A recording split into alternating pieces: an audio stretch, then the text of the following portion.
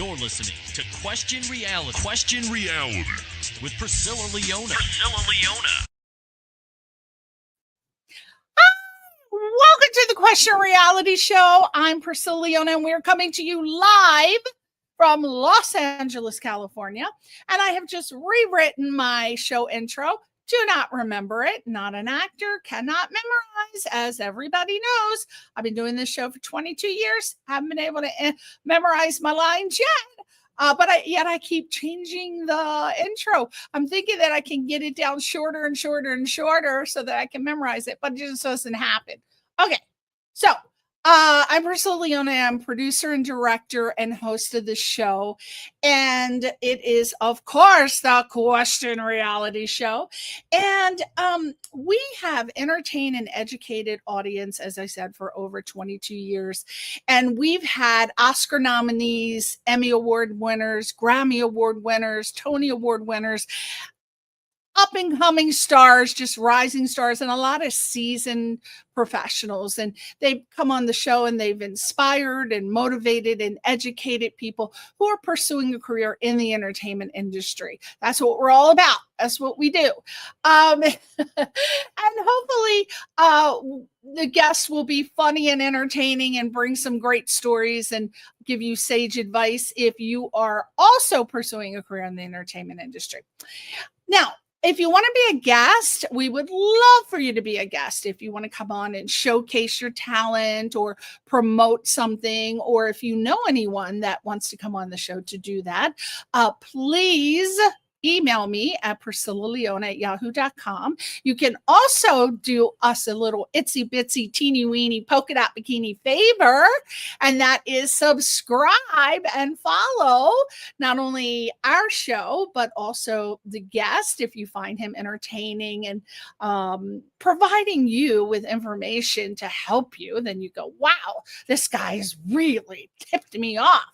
I'm good. Follow him and subscribe because he is a person to know. So I'll be giving you his socials. Website, questionrealityradioshow.com. Facebook at Priscilla Leona, Facebook at Question Reality Show. Let's see, where else?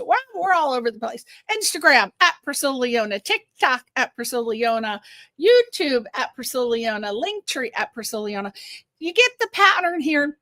Every week, I try to help people with their branding. It's very, very important for you to brand yourself and keep it where people can find you. Usually you want to go with your name, but if you don't want to go with that, then you just don't go with it. But you're going to lose a lot of people because they may not be able to follow you. Okay, so now, we have every single guest that comes on the show is lovely and entertaining and motivational and inspirational and all of the dots. And tonight is no exception. We have a gorgeous man on the show. I have to say it. You know how I am. I love me a gorgeous man. Well, he's been on the show before. I believe he came on in 2019. His name is Kazy. Oh, he's going to kill me if I get this wrong. I am the worst, as everybody knows, at pronouncing names. His name is Kazy Tauginas. He is an actor. Oh, you're about to see him. Yeah, what I tell you. Look at that little hottie with the widow's peak. I never noticed he had a widow's peak. I love that. I love people with widow's peak. He is an actor, a writer, a producer, a festival founder. He is a former restaurateur, a Golden Gloves boxer, and also a lupus advocate turned actor. And he has worked opposite superstars like Eddie Murphy, Queen Latifah, Jeff Daniels, and just so many more. Too many to list. Oh, look, that's his latest movie, Mirror Life. Find Cure, Escape Lab, Tell Everyone. I like that. I have yet to go to an escape room. I have been dying, but I'm too scared. I want to go. There's another great shot. Tonight, Kazzy is going to be dropping entertainment industry knowledge, hopefully, for everyone aspiring in the creative game, in the showbiz. And he's going to talk about things such as surviving very dangerous stunt scenes. He, being a former Golden Gloves boxer, I would imagine that he can just box himself out of any situation. We're also going to talk about him starring opposite huge celebrities, some of my favorites that I just mentioned, to launching his own film festival. And plus, we're going to discuss behind the scenes stories from his work on John Wick. Oh my God, my friend Keanu's movie, John Wick. You know, everybody knows because, of course, I tell the story. First time I met Keanu was at the Roxbury on Sunset Boulevard, you know, back in the day, 1992. And he came over to me because he was eyeing up my friend Christina, who was drop dead gorgeous, beautiful. And so he asked if he could buy me a beer. Now, I don't drink beer, but I said, well, if Keanu asks, you just take the damn beer. And it turns out he was playing with his band Dog Star, and he bought me a Rolling Rock beer. That's his favorite beer. And we start talking. And so he tells me that he thinks my friend Christina is absolutely gorgeous. We just hit it off. Keanu is so super duper cool, as everybody who works with him knows, and of course knows him personally. But we are going to find out if Kazzy had that experience with my friend Keanu. I'm sure he did. So we are oh, look, we're back to mirror life. We need more pictures. We need more pictures, but this is going to have to do. So also, the latest, we're going to talk about his latest film, which is called Mirror Life. We're going to talk about indie filmmaking, career-changing insights. Hopefully he has some hilarious moments, because I just can't have any dry, boring people on this show. I got to have some funny stories. So hopefully he has a couple he can share. And hopefully, which I know he will be giving advice that you can actually use. Now, here are his social media. I don't want to say digits, because it's not just his social media sites. Let's just say it is Kazy Tauginas, KazyTauginas.com. Instagram at Kazy Tauginas. Hopefully, the tech guy started the Instagram stream. He forgets sometimes. And IMDb at Kazy Tauginas. So you can go there and check out all of his credits. And now, just to let you know, we are going to be running kind of tight tonight, so I may not get to all of the questions that I asked him, but hopefully we'll get to ones that he'll be able to provide advice for. So, and hopefully Instagram is watching. Last week, I apologize, we did not get Instagram on the stream. Do we have Instagram on the stream, Mr. Tech Guy? Yes, we do. Great. So without further ado, let's talk, see, and love the picture we're about to see. Oh my God, there he is. What did I tell you? What did I tell you? Oh, that's funny. Look at that. Oh my God. That was corny but effective. Oh no. The gong. We don't want to give him the gong, just the applause. Welcome to the show, Kazzy. Thank you so much for coming on. Thank you so much for having me. It's good to see you. We had you on the show years ago, and then we went to one of your film premieres, and that was what, Standing 8? Yep. Was that a feature? I believe that was a feature, right? Or was it felt like a feature. It was a long short. It was a short about a boxer who gets diagnosed with systemic lupus. That's right. And speaking of that, I understand you are an advocate for lupus. Now, how did it come to be that you are an advocate for lupus? So my mother suffers with lupus. And she's been battling the disease for my entire life. Actually, before I was even born, it just took a really long time for her to get diagnosed. So I kind of grew up around it. And my mom, being like the hardcore person that she is, she never really wanted me to know that she was sick. She kind of made this decision where she was like, I want my son to have like a normal life. So I'm not really going to let this dictate, how our family operates. So she kind of did a really good job, even though like she like kind of normalized things like trips to the hospital, right? She was also like one of the few people who, when they first started treating lupus with chemo, that was like that was a new treatment at the time. She was one of the first patients to actually get treated with chemo for lupus, which is now, it's kind of been normalized too. So she, growing up around that, and as I got older and I realized, how serious it is, and that people pass. I mean, you see shout outs all the time from all the Lupies that I follow of people that passed. And it's hard because it's a life-changing chronic illness. But that's essentially how I got involved. I ended up making Standing 8 as kind of like a love letter to my mother, and as a way to raise awareness, and it kind of snowballed, and Lupus Foundation found out about it and they wanted to promote it, and that was essentially what happened. As you were at the premiere for that with the Lupus Foundation. Yeah. So you're still actively involved in the Lupus Foundation now, or?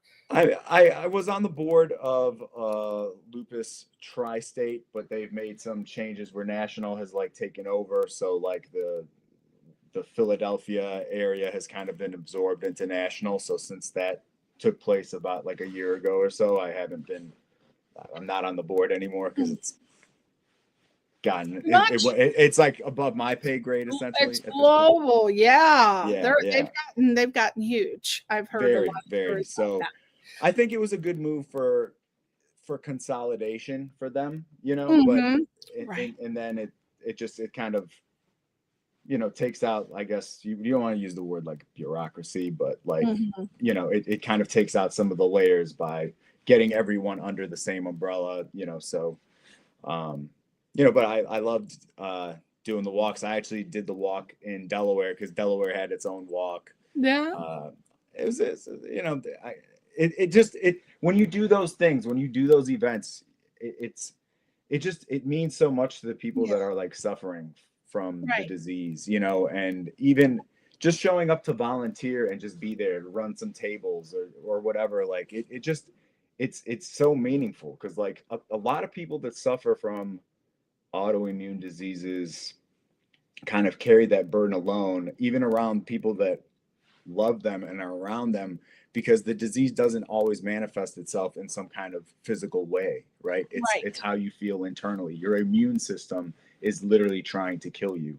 And unless it manifests itself in some kind of lesions, where you can have discoid lupus where it affects like your skin, but a lot of people that's not the type of lupus they have, but if their organs inside are getting attacked by their immune system, and that can hit in so many different ways that don't necessarily, you don't look at the person, and that's like the big thing with lupus is like people say, well, you don't look sick, right? So that's why I think the awareness with like the walks, or my film, or any time you hear it in pop culture, like Selena Gomez coming out and being public about her journey battling lupus, I think is the more awareness essentially will lead to eventually a cure, I think. Hopefully. Yeah. Well, God, thank you so much for helping people with lupus. I'm sure you've been a great contributor to their cause. Now you've had, from what I understand, you've had a couple careers before becoming an actor, which I found fascinating. You were a restaurateur. You were a Golden Gloves boxer, and I don't know what else, but those are the two big ones, and the ones that I thought, wow, that's interesting. So my first question to you is, what inspired you in your previous lives to want to become a restaurateur and then also a Golden Gloves boxer. Oh, loaded. A lot of stuff there. Boxing I was always fascinated with. Ironically, my sport, I played all the sports when I was young. My parents wanted me to learn how to do everything. And then I settled on figure skating as I got older because I liked the performance aspect of it. And then as I got even older and, you know, in my late teens, early 20s, I realized that I really didn't like the internal politics of figure skating at all because it's a very, very subjective sport. So then because I'd always been fascinated and I wanted to continue doing athletic things, I took up boxing, which is like kind of a leap. You don't really see that too often, right? Yeah. And I loved it. And actually, boxing kind of ironically was around the same time I ended up getting into the restaurant business just through a crazy series of events. And the restaurant thing was really born out of the fact that I did not want to work for anyone else at all. Yeah. And the opportunity just fell right in my lap. I was just in the right place at the right time. Otherwise it would have not happened. And it was a 24-hour diner. And I can tell you, like, it was very good that I knew how to box because we definitely had a lot of scenarios. Yeah. It was, I mean, listen, a 24-hour diner in a college town. Oh my God. What college town was it? University of Delaware. So in Newark. Yeah. Oh my gosh. And what decade? Because I'm from the East Coast, so I'm very familiar. I was partying up in Delaware and Maryland and Cherry Hill, New Jersey and New York, because I'm from Connecticut. So I was like hitting all the states. And people don't realize that on the East Coast, you could just drive an hour and you're in another state. You know, and I hear an East Coast accent. What state are you from? Well, I actually grew up in Chicago. Oh, really? I definitely hear Chicago, Delaware, New York. I was in New York. Yeah, all together. Now, earlier we had a guy, I don't know if that was your friend. He said, listening from Cherry Hill, Alan Middick. Did you see that comment? Do you know him? Alan Riddick. Yes, that was a college buddy of mine. Cherry Hill. Is he in Cherry Hill, New Jersey? Yeah. Oh my God. I went to the best parties in Cherry Hill, New Jersey. I'm going to give a woot, woot. Back in the 80s, woot, woot. Best place to be. All right. A lot of kids from Cherry Hill. When I was at University of Delaware, a ton of kids from Cherry Hill went to University of Delaware. Wow. Yeah. You try to stay close. If your parents are funding your college, it's like, okay, you want to stay in the state. All right, one state over, but that's as far as you're going. So that's it. Now, when you were gold, what does that mean? Golden Gloves boxer. So does that mean you won a Golden Globe or? No. Golden Gloves is just Golden Glove. Did I say globe? Oh my God, Golden Gloves. Boxer. Gloves, it's just the amateurs. It's just the amateurs. Oh, okay. So you were out there boxing, huh? Moving and grooving. Oh my God. So that probably came in handy for what we're going to talk about later. So some of your, as I said, former occupations include those. Now, you've played, I would imagine, with all of those occupations, you played everything from law enforcement to villains. So how do you approach building a character from the inside out? Do you use any of those previous occupations? I would imagine if you're going to play a boxer, I definitely, I mean, a lot of times before the industry went through this massive upheaval that we're dealing with now, right? And I was auditioning regularly. A lot of times I would audition for characters that would need physical things done. So like having the athletic background has always been just part of my repertoire. It's on the resume, right? And it's been very useful. Like being able to do your own fight sequences, knowing how to snap your head, right? knowing like if a punch comes at you from this direction, which way would your head move? Those like basics that if you're like not necessarily a trained fighter, you might not know such things, right? And not innately part of your repertoire, part of what your weapons are that you use in terms of an actor, right? Because your body is your instrument, right? So playing different roles, you know, at the end of the day, and this is funny, I had this discussion with Jeff Daniels. It's all about playing the character, putting the character together in the way that you want to do it. Because and I had like a lot of things that I had been thinking. It's funny because like it was like we were on the exact same page when it came to auditioning, and he basically was like, just do what you want to do because most likely you're not going to get the role anyway, right? Because they're seeing so many people and there's so many different factors that go into it, right? Like at the best, you know, I remember when I was auditioning hard, I think at my top, I might book 1 out of 30 auditions, right? When I was like, oh man, I'm doing great right now. So the odds are never in your favor. So you make the character choices that you want to see, not what you think they want you to do on the page. Like that is, I think that's a surefire way to misery. So like whenever even, you know, when I do have auditions come in, I look at it, I read, you know, I'll read the sides. If they give you the script, I'll kind of comb through the script, see what's in there, see if there's any little pieces that I can kind of put together to formulate the character in a way that I would want to play it. And then if you do that, at least you're entertaining yourself. That's right. If worst comes to worst, entertain your damn self. That's what I say. Now, what's one audition mistake that you made early on that taught you a lasting lesson and you can pass that information on to someone else? Like, for example, we don't go in to see casting directors anymore. Everything's was it EcoCast? EchoCast, yeah. EchoCast. But one of the things they used to say is when you go into the audition, don't wear a lot of cologne, don't wear a lot of perfume, don't try to hug the casting director, don't, you know. So anything like that you made a mistake. 100%. I got you right now. So this is like a key thing.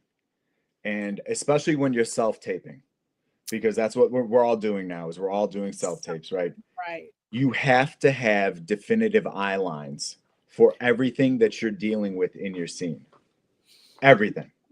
So if you have a multiple person scene, you have to put one person here, you got to put one person here, right? And you got to put one person there, and you just make sure that your eye lines are always set, right? So that what you're doing makes sense to the other side of the camera. Right.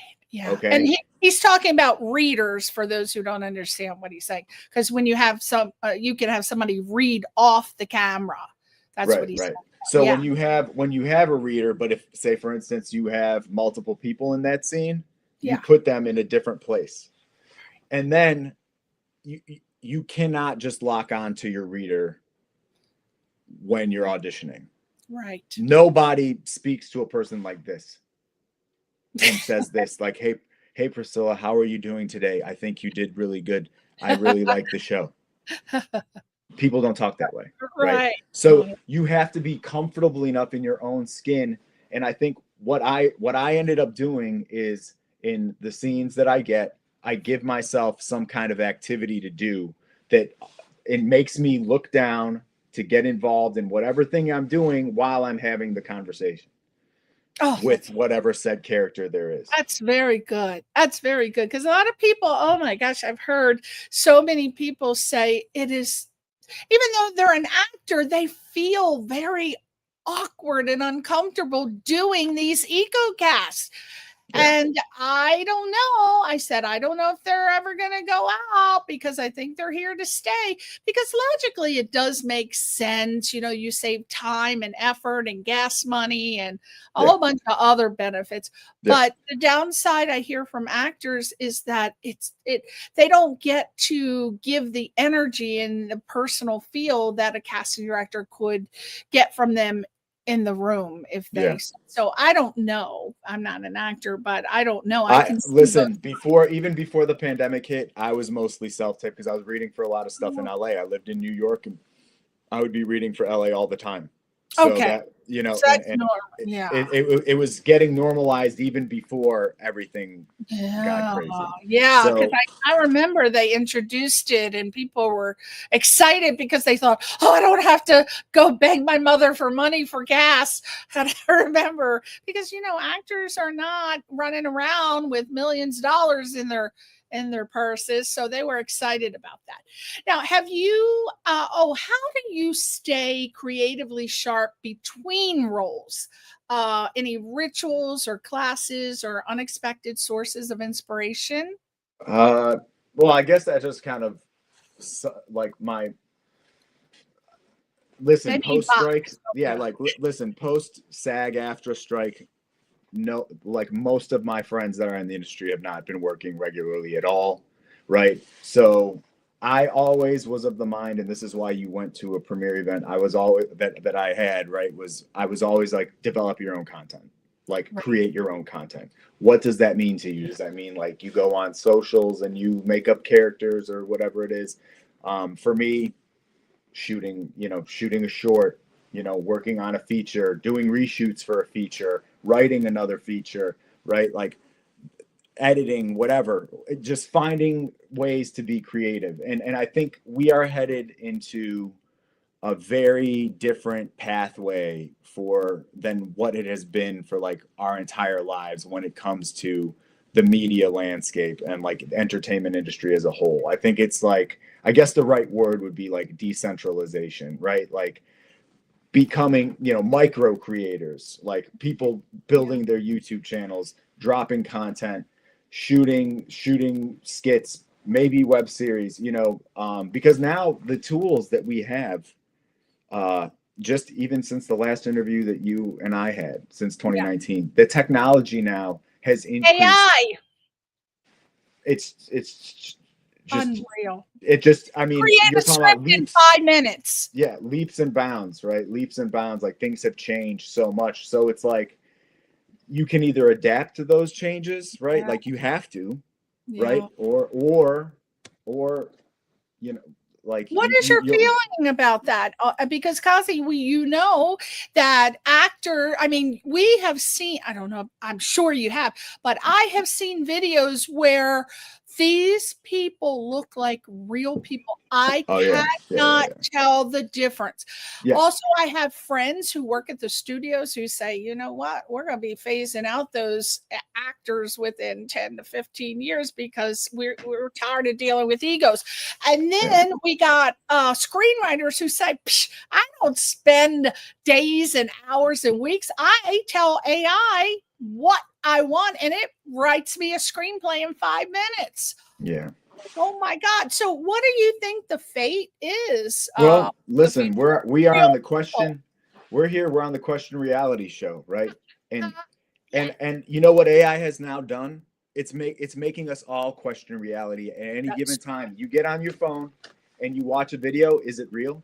Is it real? Is it real? Right. And that now is the question. When I see videos popping up on my feed, on whether it's Insta or Facebook, I question whether it's not real. We have literally crossed the Rubicon in terms of like before you could believe what your eyes were telling you, and now you can't. No. So like to me, when I think of AI, I think of AI as a potential tool that people can use. The problem is once you give an inch, everyone takes a mile, right? So I don't think there's anything creative in entering some like data into a program and having that thing spit something out for you that didn't come. It's using information that it's gathered from everywhere to create something. It's not really original. When you write something as a human being, as an artist, that idea or you're performing, that comes from within you, right? That comes from the soul. That's the thing that separates us from machines, right? Is we have a soul. Like maybe people disagree, but that's how I feel. Of course. But we have talents that have to come to fruition. Otherwise we will, as creatives, be miserable. And I think that like when I hear things like, oh, well, you can get paid for them to use your AI avatar. Well, I didn't do that thing. I'm not doing that thing. I'm not performing as that thing, that thing that looks like me. I didn't do any of those. Right. So I think that it's going to lead to a fork in the road. And I'm like, now I'm, not trying to look into a crystal ball or anything, but the truth is, I think that there's going to be like the real art of it. Like stage never went anywhere. People still go to see plays, right? Yeah. Because they want to see good acting. They want to see people live. They want to see live performance. So that's going to stay. I think then you're going to have another school of thought. It's going to be like you said, oh, we're going to just replace those actors with all AI. It's going to be some, staying at home, generate your own adventure with actors who have allowed their likenesses to be used contractually, and you can create your own adventure and sit at home with your VR goggles and experience whatever it is that you want to experience. And then you're going to have like the old school filmmaker. And I think that's where the independent thought process comes. Like the people who have had to and I've done it, is credit card your whole film or whatever. Like the people who have get your friends together, shoot something, do something that means something, act, you know what I mean? And create a project that is independently funded, that you tell the story that you want to tell. And I think those are going to be kind of like the three pathways. You're going to have the shiny gloss, everything looks real but not, kind of fake AI, right? And you're going to have people that are going to love it because they're going to be like, this is the new technology. Because you always have people that just know, oh, it's new, so it must be great, right? You have like a whole sect of the population always rolls with that. Yeah. Then people are going to want to watch movies the old school way, if nothing for nostalgic purposes, right? Yeah. Because there's going to be our generation. They're like, yo, I used to go to the movie theater every weekend. I would still go if there was good stuff to see. Right? And it didn't cost $30 a ticket, for God's sake. But we're going to talk about your film festival later. But I'm judging screener for 3 film festivals, and last year we created a new category just for AI projects, and it is blowing up. I mean, 5-minute, 10-minute. I mean, we even got a whole feature film. And I'm like, oh my God, I don't want to screen that because that's scaring me. But yeah, AI is blowing up in the film festival circuit. So what are you going to do? Now, what's your advice for actors that are navigating the shift from indie projects to studio productions? Because that's hard. To be honest, the difference is you're going to eat a lot better on the studio production. Yeah. You're going to get delicious meals. Oh my God, craft services! And crafty. And you're going to have a wonderful production assistant that will greet you and walk you all around set. Yes. And you will want for nothing. And wardrobe will make sure that you look perfect, and they'll do your hair and your makeup. And you're going to get a lot of personal attention, and you're going to feel great. And then when it's over, you're going to be sad. I be so sad. Oh my God. I used to always bring baggies in my purse, and I would go over to craft services. Ben Stiller caught me one time. I worked on his film Dodgeball, and I swear to God, I don't know what happened to me, but when they said lunch, I just went where the smell was coming from, and it was not over where where the extras were getting the potato chips and the hot dog. I was over in the line. Next thing you know, I didn't even notice because I'm looking at the food, and Vince Vaughn is standing next to me, and he said, "Are you going to hit the salad bar?" And I said, "What you talking about, Willis?" Yeah, well, you saying I need a salad bar? And then next thing you know, I don't know. I'm not a person who gets starstruck. It just doesn't do. So next thing you know, I pulled out my baggies and I started stuffing the food and said, I was in the damn craft services area where the stars were. I didn't even know how I ended up there. So Ben Stiller comes over and he said, okay, that'll be $4.47, ma'am. And I look over and I said, oh my God, highlights. But you know, they didn't rat me out or turn me in. They just let me continue in the line. And then they were asking me, oh, how does that look? Oh, what do you? I'm like, oh, that looks good to me. But it was a wonderful craft services. And I felt that's the happiest that I've ever felt. Talking about craft service, one time I worked on 6 Feet Under, and I was roaming around looking for the food because I go where my nose goes where it smells the good food. And this production assistant said, oh my God, she totally yelled at me and screamed at me, and I turned 3 shades of red. And she said, you don't belong over here. You need to go over there. And they were handing out potato chips and a damn dry ass hot dog. And I was like, no, I am not. No, but yes, you're right. That is something that people are going to love if they ever get to craft services. And then one season you'll see everybody buff, and then the next season they're like, is that a girdle that they got? Craft services will fuck you up. Yes. If you are a person who is into that. You gotta have some self-control. You do. Oh my God. It's like it's worse than a kid in a candy store. You can't resist it because they treat you like a king. Okay. What is your suggestion to handle rejection in this business overall, and what mindset keeps you moving forward? You just accept the fact that rejection is the name of the game. It is. It's just what it is. And that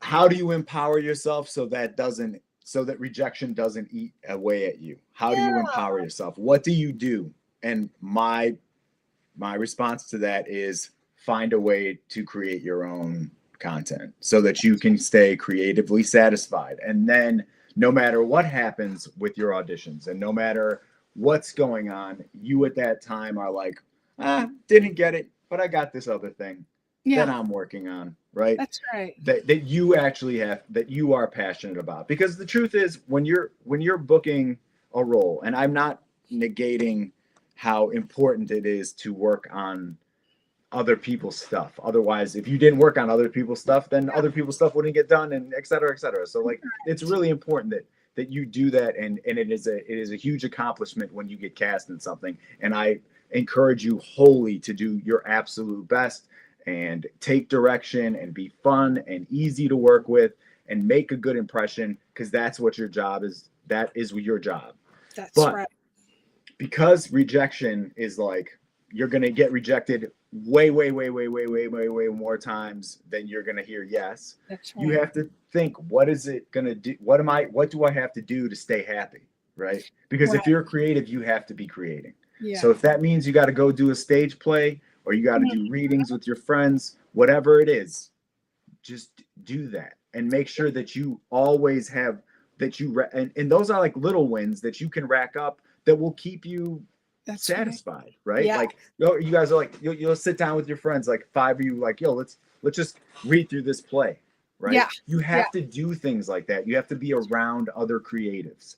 You have to be around other like-minded folks to just, like, oh man, you auditioned for that? Oh, I auditioned for that. What did you think about that? Oh yeah, the script was terrible. Oh yeah, I thought so too. I'm glad I didn't get it. Yeah, me too, right? Like, you need to have those exchanges. You need to be around, you have to, and I'm not saying like you should be around people that are like gonna pull you down, that complain all the time. You have to find your tribe of other creatives that are like matching your energy level and can keep you in that positive space. And people that you can rely on. Hey, could you help me out? I need a reader. Or hey, I'm working on this. I'm working on these sides. What do you think about this? Like, you have to have a network of people that are doing the same thing as you, that aren't necessarily directly competing against you or anything, but just like having people that understand what you're going through and that you can rely on. And I think if you have that tribe, it makes it a lot easier, and it can actually make it fun, right? And then when you do have that tribe, all of a sudden you start talking about working together, and then that's how projects are born. That's how indies are born, right? Yeah. So that's how little web series can get born. That's how short films can. Yeah. So again, finding like-minded people, finding positive people. You have to be around positive. Yeah, you do. have to be around positivity. People will bum your ass out with their woe, tales of woe. Like, I don't have time to be talking to you. I gotta go get on my magic soul train. Now, you played cops and criminals and everything in between. What is the weirdest direction you've ever gotten on set? Don't say the name of it or who it was, but there must have been. I thought of that question because I was talking to someone at a party and she said, the director had us pant and said, think of when you're in labor. And she said, I've never had any children. Okay. So then the director proceeded to go, and how this had anything to do with this, but that's another story. So have you had any weird direction? I had a director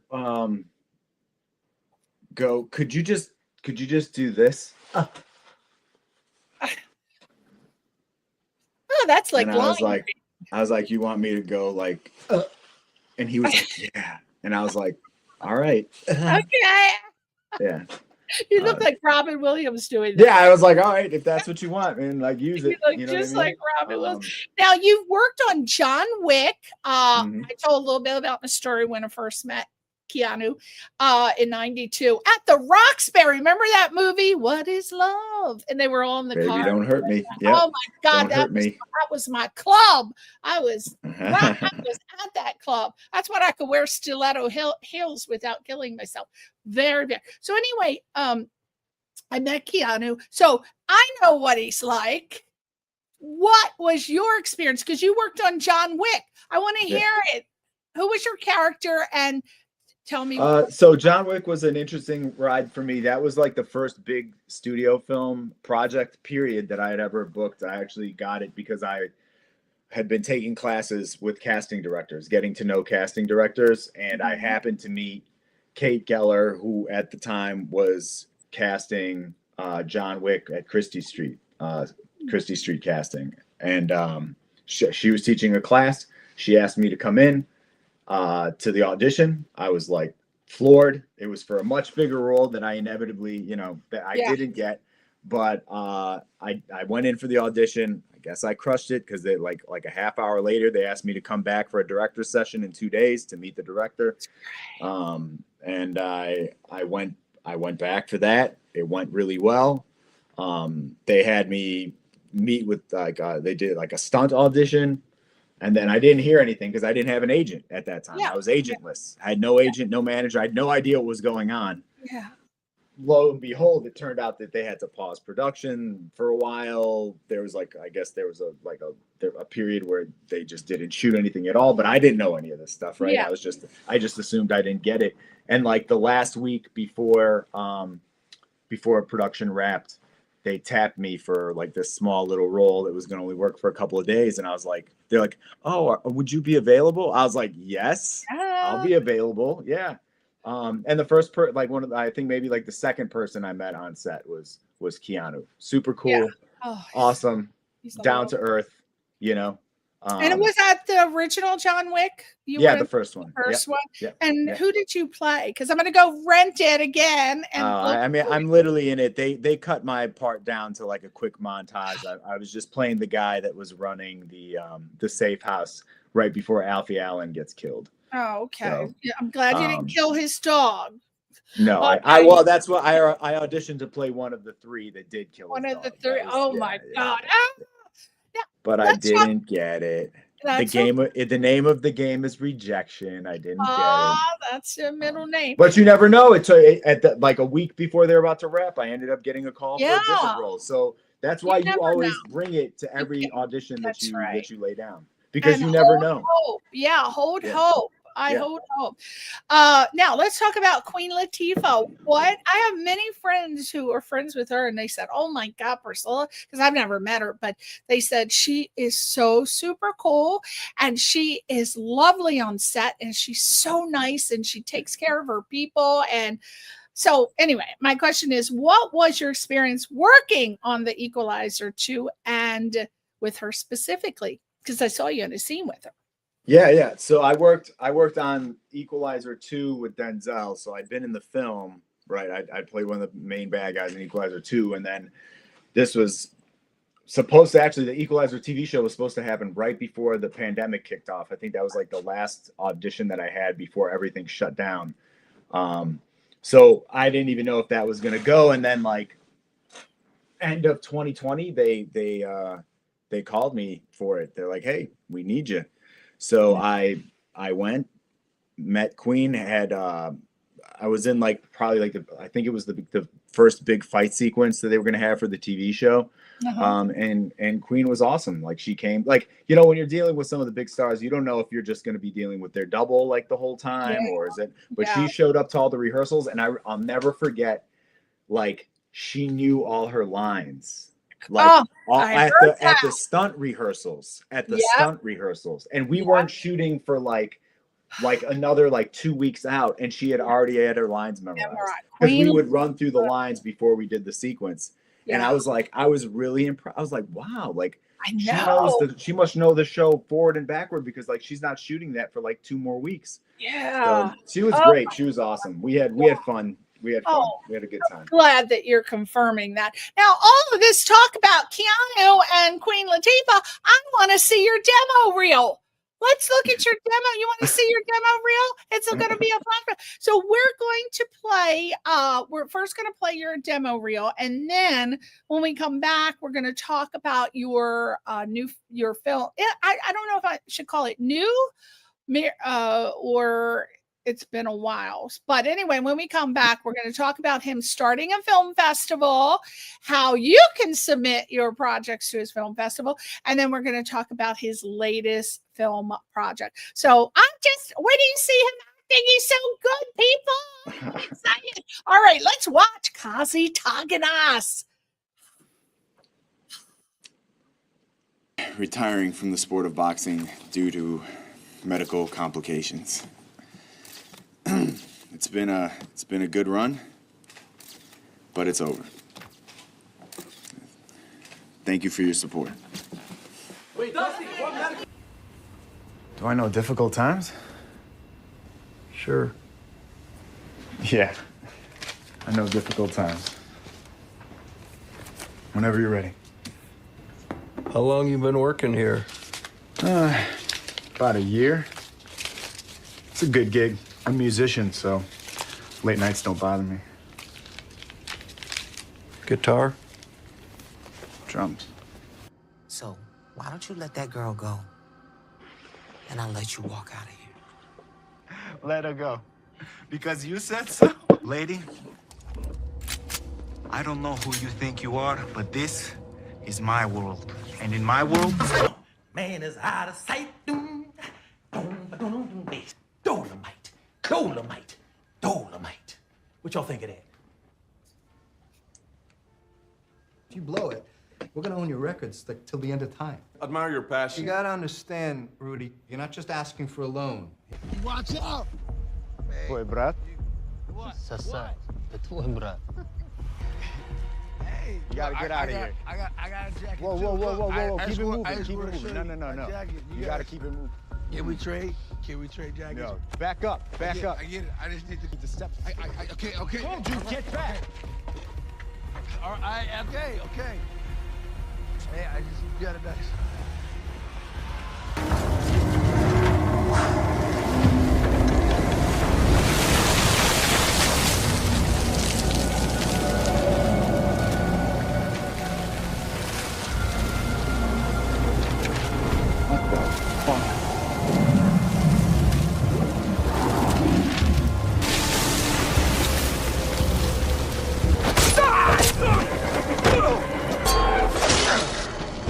Talk to anybody?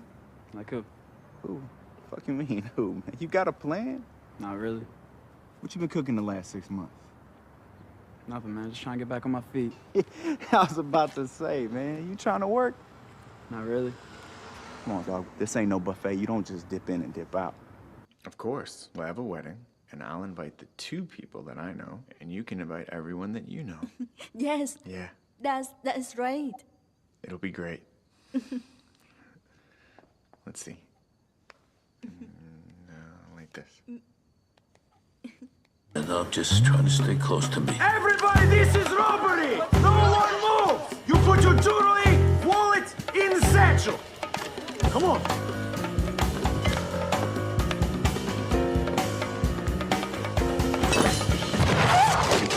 Ceasefire! Ceasefire, man! What did you do? They killed Major Montgomery. They were surrendering. What's it to you, Jimmy? Just curious. Who's Linda, bro? Beats me. You guys don't want to flush this whole deal down the toilet over this, do you? Put that thing down. Sorry. Where's Yates? How would I know? He just got here. Maybe the law library. I ain't seen him since head count this morning. Does your bunkie know? Dr. Rudnick? He's in the clinic doing his volunteer work. No, I just called maintenance. Oh, and by the way, I spoke to our slot guy. Said a bank of slots doesn't come in a crate. Oh, really? Even the Excelsior 3000, the new non-touch eye tracking slots? Hey, let's open it up and see what happens. Maybe it'll get water damage. Get the crowbar. Get the crowbar. No. We can just move the slots and then, until they get the leak stopped. Why would you move it? It's protected already. All right, we're probably gonna have to move the Buffalo. I think it weighs like 600 pounds or something. Call facilities, see when we get some moving guys up here.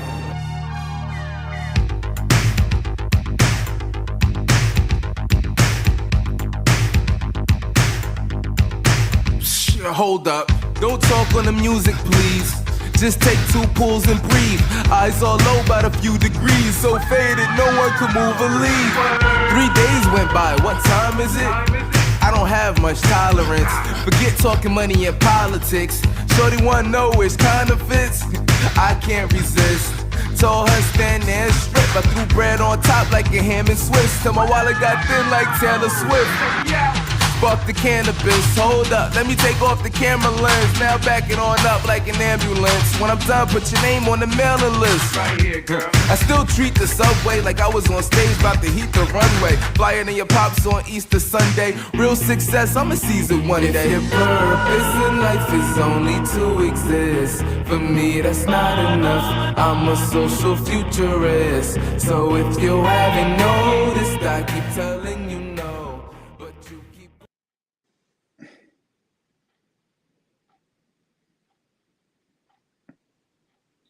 Yes! Oh my gosh! Did you love yourself? Were you loving yourself or what? My God, you are really a great actor. Thank you. Are. I'm not kidding. I was extremely impressed. I had not seen the last time you were on the show. I didn't have a demo reel to look at. And I was so impressed by your demo reel. I'm like, oh my God. It was visceral over here. There were lots of sounds coming out. And I called my husband. I said, oh my God, did you know that Kazzy got like this? Come here. He said, I'm busy playing Empire Earth. No, you have to come and see. So, oh my God, you're a hop, skip, and a jump from an Oscar, my son. So I know that you're limited with time, and that was like a 5.5 minute. Do you have a couple minutes to answer like a couple screenwriter questions in the festival? Yeah. Okay. Let's do it. All right, let's do the screen. Oh my God, I can't wait until you get your first Oscar. And I first. You know why? Because I'm going to be saying, Kazzy, can you hook me up with meeting Harry Styles, my obsession? Please help me, Kazzy. Please. I could have sworn I saw Harry Styles in that demo reel, but I was like, is that Kazzy? Or is that Harry? I don't know.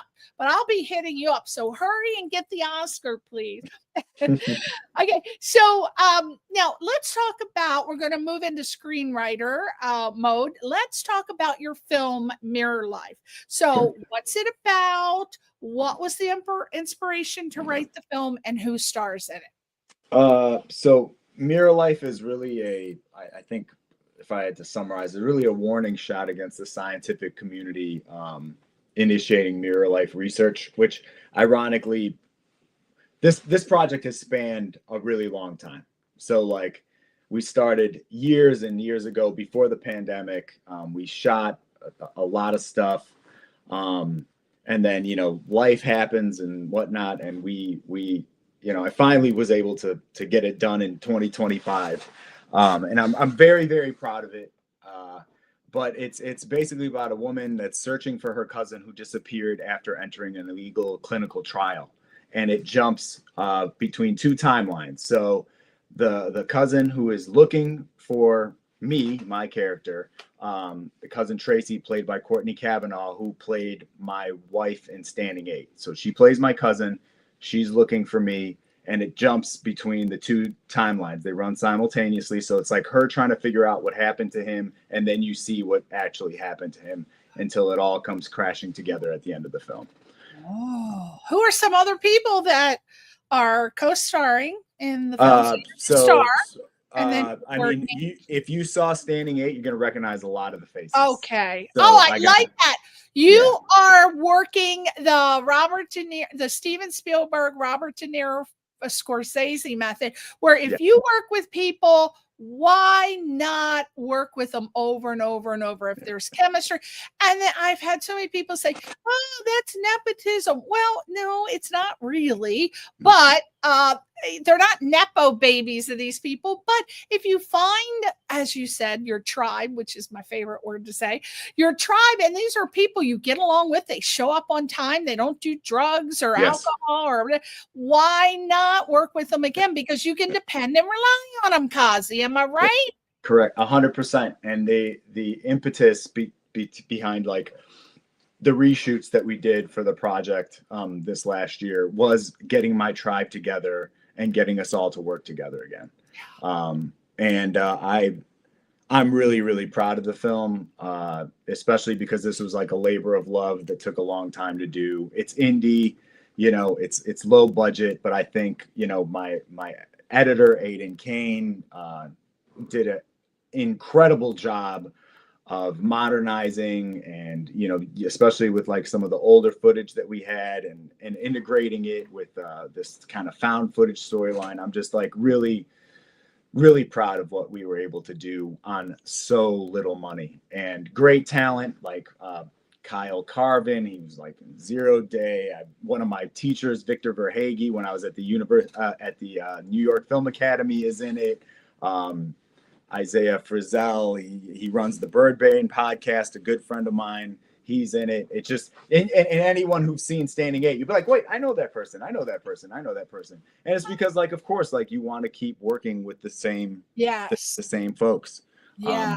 But this was like a real indie labor of love, long-term commit, you know, start stops, you know, the whole shebang. But like, you know, when things just kind of got crazy with the entertainment industry, you know, like pandemic, like saw a huge contraction, and then, you know, the strikes hit, it contracted even more. And it's just like to have a victory out there that all of my actors and everyone that participated in the film can see a product on Amazon and point people there and be like, hey, we did this. It just feels good that it's finally out there in the world for people to see. Do you edit your own projects, or do you have a go-to editor that never lets you? My go-to editor, who also edited Standing 8, he taught me how to edit. So I mean, listen, I by no means would consider myself an editor, but knowing the basics, knowing how to put selects together, knowing how to, you know, put a scene together, has proven to be incredibly useful. And I learned that all through the post-production process for Mirror Life. Yeah, I ask you because I'm looking for an editor. I produce now. Of course, we have different styles of what we like, but I love producing Christmas films. So my first Christmas, I'm usually a producer on other people's projects. So my first film, #Bless, wonderful Christmas movie. We had the guy write the songs from Kool and the Gang, who was the original member. Oh, wow. Yeah. And now I'm working on another one. We're shooting in Arizona. hot as hell. We're shooting another Christmas movie called The Christmas Witch. And I said, you know what? I've given up being a star of here's my bucket list, Kazzy. I wanted to have a small background scene, not even a speaking part because I can't remember lines, just a small background scene on a Christmas movie that went to Hallmark. Well, I've given up on that. So I said, as you stated earlier, create your own damn content. So I just wrote my own Christmas script. It's only a 5-minute short. But oh my God, now I know why I let other people produce it, because oh my God, I got to look for an editor. And then I'm trying to decide, do I want to shoot it on an iPhone? Because all my friends say, oh, don't pay money for someone to direct it and shoot it on an iPhone. So there's so many questions, Kazzy, right? Oh my God. So that's why I'm like, oh, who's Kazzy using for an editor? I'm gonna hire him. And then they want like $5,000 for color correction and this and that. So, oh, help me, Jesus, I just can't do it. But let me know if you know any color correctors or editors. I do pay. I don't believe anyone should work for free, but sure. Just thought I'd get it out there. Now, an original Christmas music too. Just keeping us swirling around, Kazzy, because you know all kinds of people. I do. All right. How long now? Who? How's it being received? Mirror Life with audiences? Any festival awards? I don't even know what stage. I apologize. What stage is it? I mean, the film is out now. It's living. Yeah, it's living on Amazon. You're submitting to festivals, or is it? No. Because this has been such a long, multi-year process. We played at Susquehanna Film Festival, one film festival. I showed it at my own film festival, Newark Independent Film Festival, because I thought it would be an ideal time to get audience reactions. Yeah. So, we had everyone sign releases and we turned the cameras on, and I was able to actually capture people seeing it on the big screen. Yeah, I'm going to show that. We're going to play a real short clip from that. I love that you did that. I love that. Not many movies do that, but when they do, I say, oh God, I love that. Especially when they show the horror movies and they show the people screaming. Yeah. But we're going to show that. Okay. So what would you say about the film to encourage people to see it? Because now you're saying it's playing on Amazon, and do you have to rent it, or is it? Yeah, it's for rent or for purchase on Amazon. Listen, if someone is tired Who's the target audience? Predictable.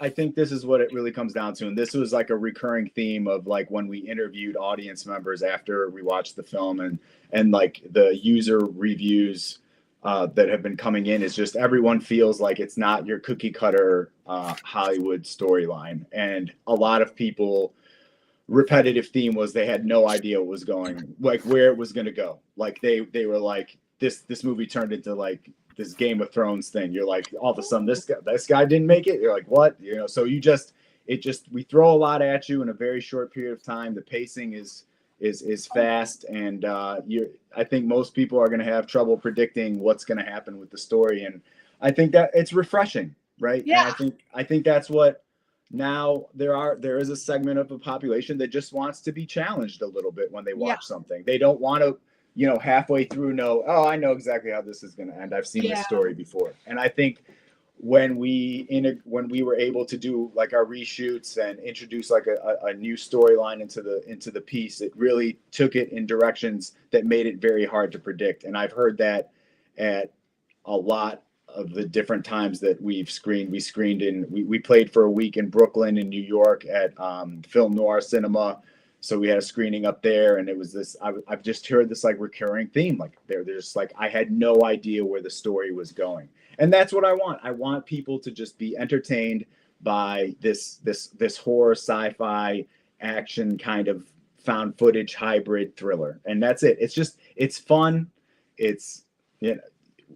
I'm incredibly proud of it. The cast is proud of it. The cast was just like really happy to finally see it completed, and it's been a very interesting ride from where we started to where we got here, and I'm just really happy that it's out there, you know, Yeah. that people can just go see it.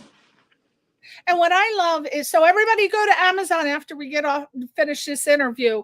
We want to give Kazzy our $3 and how much? What does that cost? $3.47. Or we need to pay him because he's not getting paid to be on the show. So we need to pay him something.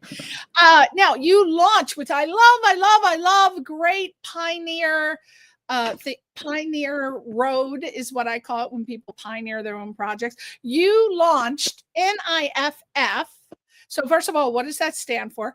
And what inspired you to start your own film festival? And what's been the biggest surprise?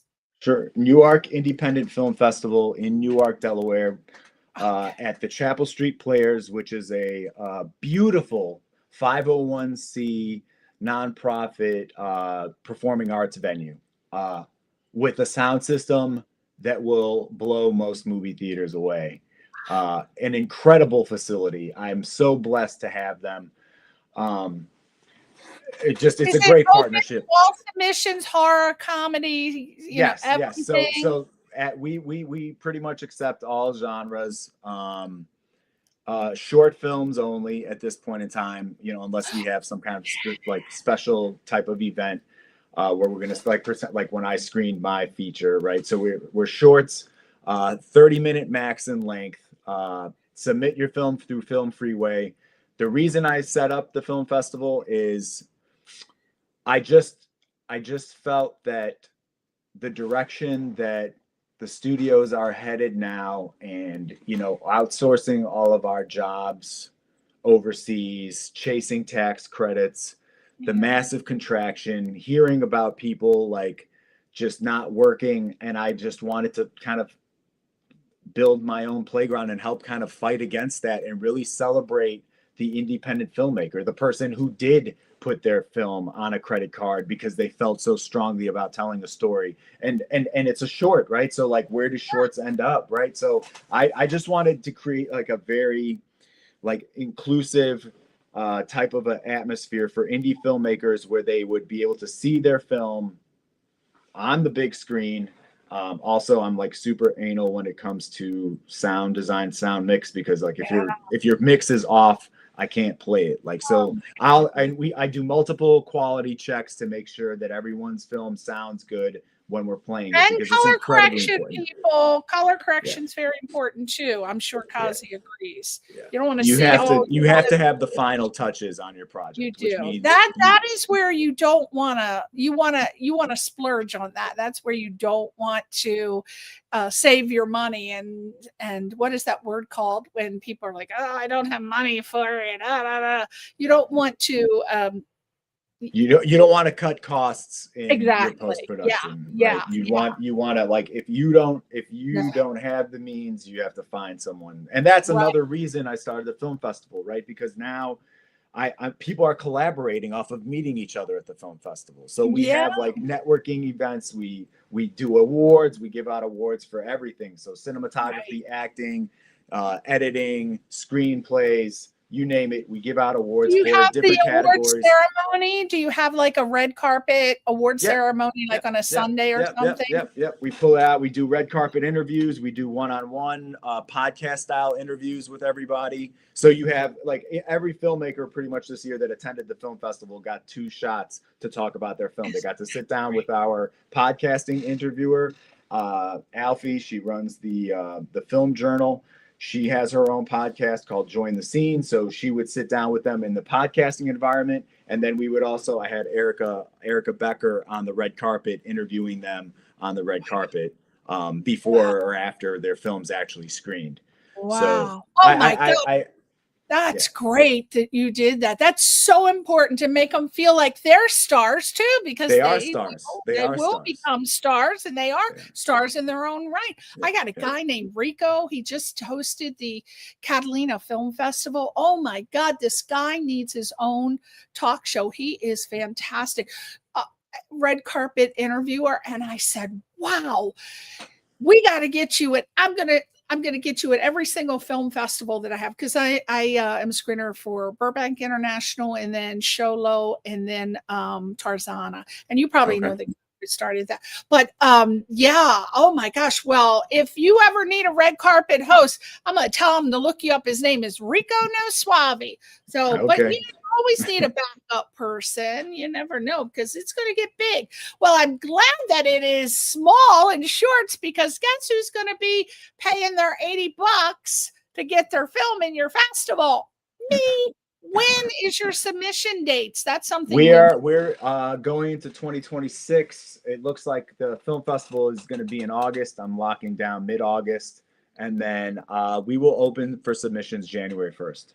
Okay, so open in January 2026 with the cutoff in August. And no, the film festival will be in August. We'll probably cut it off end of May, most likely. Will be the cutoff. So you'll be a 5-month period to. Okay, so submit in January, cutoff in May. And where can people go to submit their film projects to your festival? Film Freeway we use Film Freeway as the hub. The one. Freeway. And they would look for NIFF.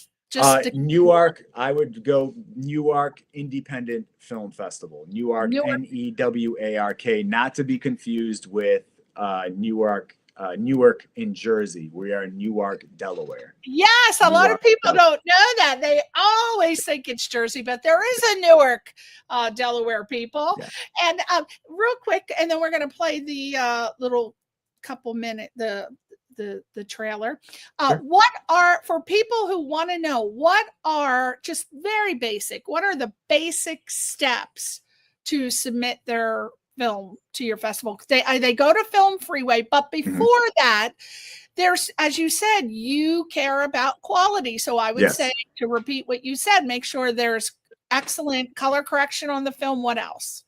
I mean, your sound mix is incredibly important. Your sound levels have to be even. You need someone that is a professional sound mixer to make sure that it sounds good. A lot of times projects that play on digital formats, like if you just watch something on your phone, but then you blow it up and you put it into, a multi-speaker system, it's not necessarily going to transfer well. So I think it is important, and I suggest for my filmmakers that are going to be submitting to my film festival, if you have a stereo mix, you don't need a Dolby Digital 5.1. You don't need to spend the money on that for my film festival. Just have a stereo mix, a good, even stereo mix, and as long as it's stereo and it's even, we can adjust levels up and down, which we've done for a lot of our filmmakers, right? So the most important thing, more so than even story, because sometimes people shoot something, it looks really well. The story, some people might watch one story and be like, this is amazing. One person looks at that same project, goes, I hate it. So this is just art. And that's the thing, is like filmmaking, making films is art, right? Like one person might watch Mirror Life and be like, I thought that was amazing. Another person will watch it and be like, that was trash. It's okay. That's art. That's what it is, right? Yeah. So for us, like, we just want to make sure that all, like, the technical markers for our film festival have to be there. And what is the format that they have to submit to your festival? You know how you have to have the aspect ratio at 16.9. We can take varying aspect ratios. It's okay. Like, it doesn't have to be. Like, so some people go ultra wide. We can screen it.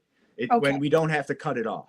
Because the way we have a setup is like all the films that are going to screen in a block are put into the same timeline. So everything is adjusted way beforehand. Okay. So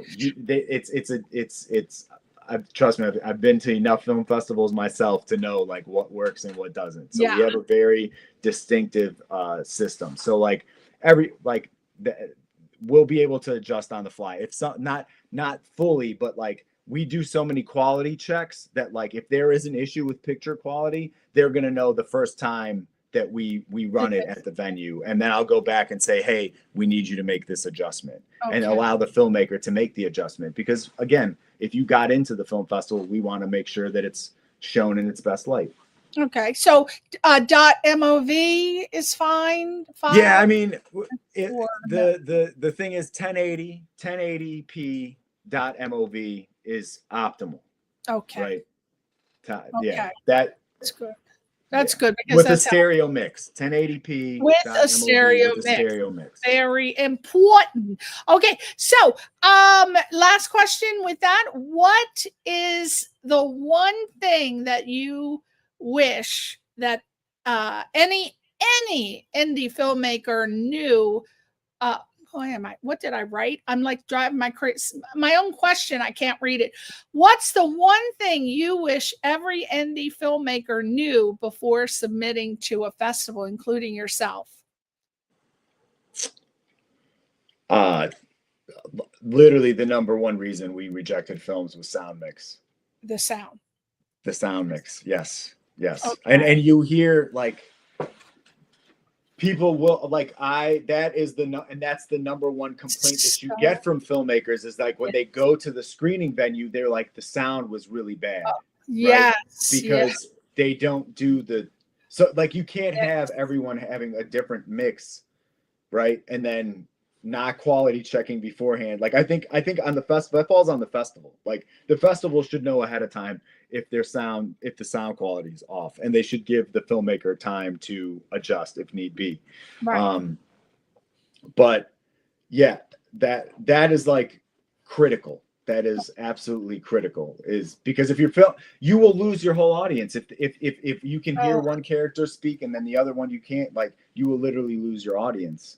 Right. And then you don't want to go to an independent film festival. Like we say, it's like Newark Independent Film Festival, but I don't want anyone in the audience feeling like they're at an independent film festival. Yes. Yes. And if your sound quality is bad, that's what people are going to feel like. Yeah. Right? And how many times have we gone to festivals and they spent so much money? Like I'm talking over $1 million. I just couldn't believe it. And the sound is underneath the mix, and the music of the sound designer or the sound person is loud as anything. Yeah. And this got passed. It went from person to person to person. Nobody said anything until that's the final thing. And it's a shame because that's money that's wasted. And now the investors, I experienced that. And I was one of the producers, and unfortunately I didn't get to hear it before it was put out. And then it gets to the festival. Kazzy, I was so humiliated and embarrassed that my name was associated with, and then they spent $1.2 million on this. I said, how? There's no way that you could have done this film and no one knew that the sound was terrible. I think that the industry is riddled with a lot of people that claim they can do things, but they really cannot. And I think that's part of the reason that you have so many gatekeepers, and then you have like incredibly talented people that can't break in because like there's this general assumption that like unless you know someone that knows someone that can vouch for you, etc. Right? So it's kind of like this self-fulfilling prophecy, right? Yeah. And that's again why I encourage people to just build your own playground, make your own content, and that's why I started the film festival, because I want the people that are out there creating good stuff, quality stuff, technically sound stuff to meet each other, because they might have something to talk about and they might be able to form a new tribe.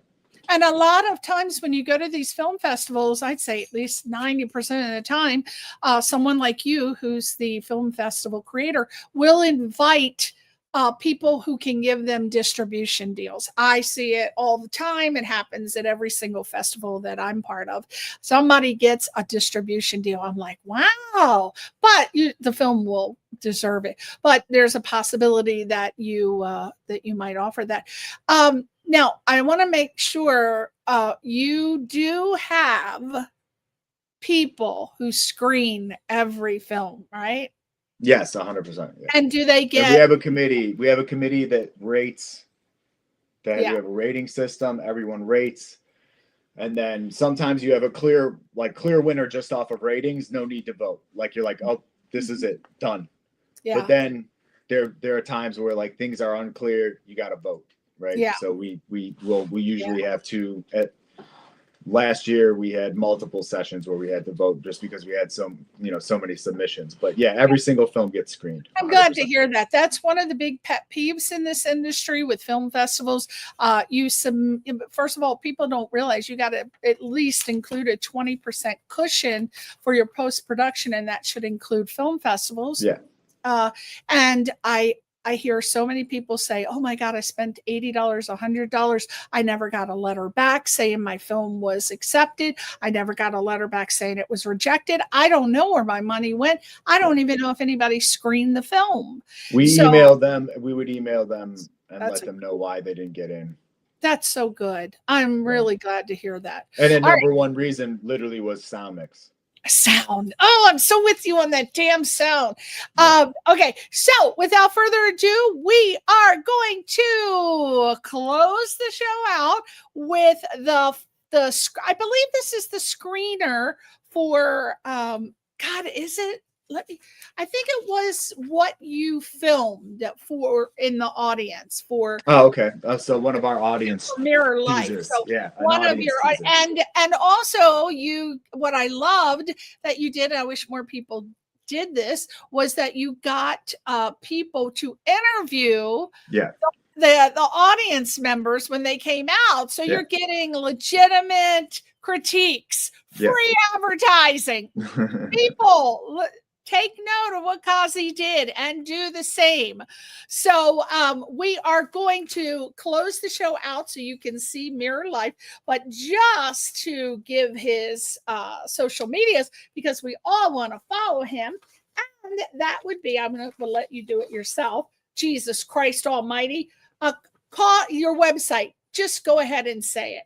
It's just KazyTauginas.com, KazyTauginas.com. And then you can follow me on Instagram at Kazy Tauginas, KazyTauginas. And then on TikTok, it's Newark Independent Film Festival, Newark Indie Fest. And I found it finally. I can't see. I got 4 eyes, and I'm lucky if 4 of them work. IMDb, he is under his name. Oh, I like your branding, Kazzy. You got it going on at Kazzy to get us. Go there and look at all the projects that he has done. And please give him a little thumb. Everybody needs a little thumb these days. And without further ado, we're going to watch the film. Thank you so much for coming on. I know you got to go to sleep. You got to get your beauty sleep. So you're about to go put your gold mask on for your eyes and hang upside down. It's funny. And thank you so much for coming on the show. We wish you the best of luck. Thank you. Everybody go to Amazon and rent this film, Mirror Life, and let's look at it right now. Bye.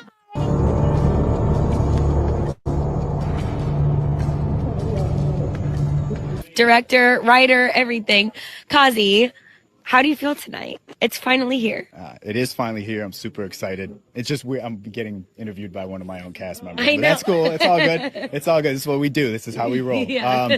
No, of course, I'm very excited. It's been a long time coming. You know, this film has gone through multiple iterations, and I finally think it found its home and its place of where it's supposed to be tonally. And we're just really, really anxious and excited to share it with the world. Yeah. It did go through a lot of process. Can you talk a little bit about that? Like, the start to the finish, your mindset, how it got there? Well, yeah, we just, we had a story that, ironically, pre-pandemic wasn't necessarily the most, marketable, kind of been done a lot. And then after the pandemic hit, it just got a lot more relevant. And, the time was to strike. Like even the term mirror life now, if you Google mirror life, like hundreds of articles pop up about scientists warning about how dangerous the technology is. Yeah. So it was meant to happen right now. This is when it was meant to happen. I agree. I agree. And if you could, one takeaway that you want the audience to have after watching the film. I just want the audience to go for a ride and enjoy themselves, and that's it.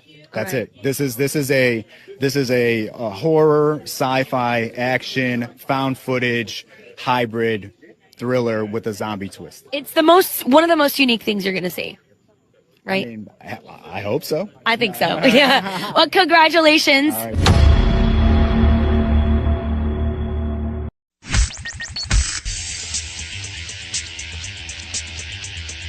You're listening to Question Reality with Priscilla Leona.